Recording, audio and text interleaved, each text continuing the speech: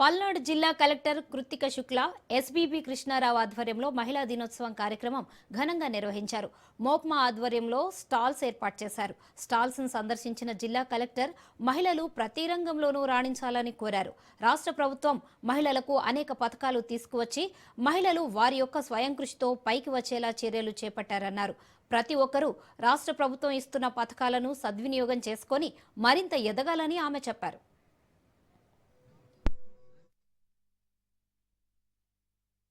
ఏదైనా అనుకుంటే సాధించగలుగుతారు. దానికి ప్రమాణం ఈ పల్నాడు జిల్లా మహిళలు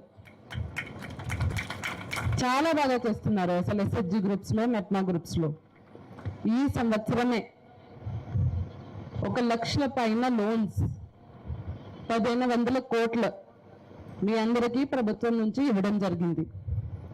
దేనికోసం?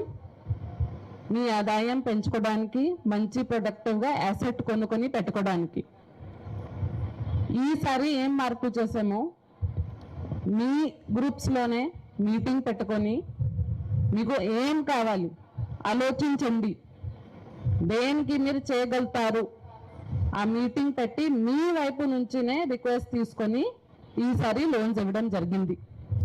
అది పెద్ద మార్పు ఈ ప్రభుత్వం వచ్చిన తర్వాత. ఏదైనా అనుకుంటే సాధించగలుగుతారు.